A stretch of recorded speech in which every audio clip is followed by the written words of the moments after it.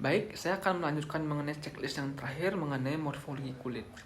Nah, yang pertama kita meminta pasien duduk untuk menghadap pemeriksa dan menjelaskan apa yang akan dilakukan. Yang kedua adalah kita mendeskripsikan gambaran dari efloresensi primer, ruang primer, di mana yang pertama seperti makula. Nah, makula itu seperti kelainan kulit yang berbatas tegas berupa perubahan warna. Selanjutnya adalah papul.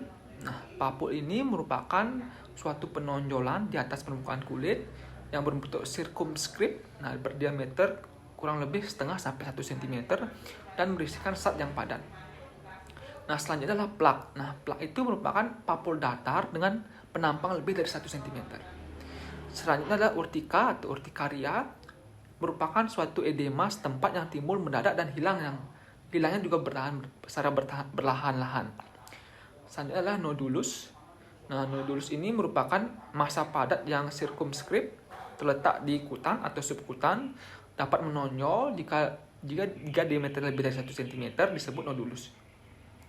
Selanjutnya adalah vesicle. Nah, vesicle ini merupakan suatu gelembung yang berisi cairan serum yang beratap, kemudian ukurannya kurang dari setengah cm dan mempunyai dasar di mana jika berisi darah disebut dengan vesicle yang hemorrhagic. Bula ini merupakan vesicle yang besar, sedangkan pustul itu merupakan vesicle yang isinya nanah. Nah, selanjutnya adalah kista. Nah, kista ini merupakan ruangan berdinding dan berisi cairan yang berkapsul di kapsul. Nah, kemudian sel maupun sisa sel yang berisi sel maupun sisa sel. Selanjutnya adalah tumor. Nah, tumor ini merupakan benjolan yang ukurannya lebih dari 1 cm. Selanjutnya adalah mampu mendeskripsikan gambaran efloresensi ruam sekunder. Nah, yang pertama squama. Nah, squama merupakan lapisan tanduk dari epidermis mati yang menumpuk pada kulit yang dapat berkembang sebagai akibat dari perubahan inflamasi. Nah, selanjutnya adalah krusta. Nah, krusta ini merupakan cairan badan, bisa berupa serum, darah, nanah yang mengering, di mana dapat bercampur dengan jaringan nekrotik atau benda asing, seperti kotoran atau obat. Nah, selanjutnya adalah erosi. Nah, erosi ini merupakan kehilangan dari jaringan yang tidak melampaui stratum basal.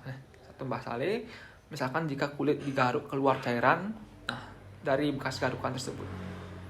Kemudian ada eskoriasi. Nah, bila garukan lebih dalam lagi sehingga tergores sampai ujung stratum papillare ini disebut dengan eskoriasi.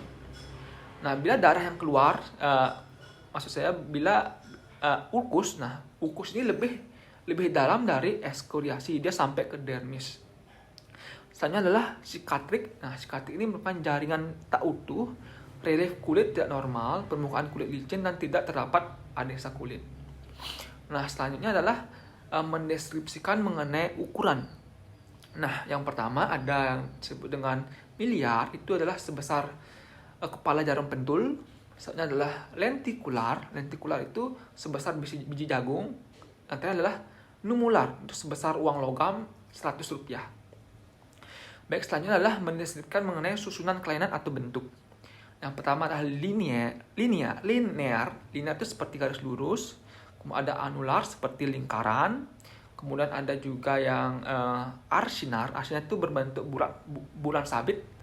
Kemudian ada polikistik, itu bentuk pinggiran yang sambung menyambung seperti itu. Kemudian ada iris formis. Iris formis itu lingkaran yang konsentrik dengan warna berbatas tegas setengah. Ada juga yang grup itu sering juga disebut sebagai cluster of lesion, di mana vesicle kontak dermatitis daripada itu. Kemudian ada yang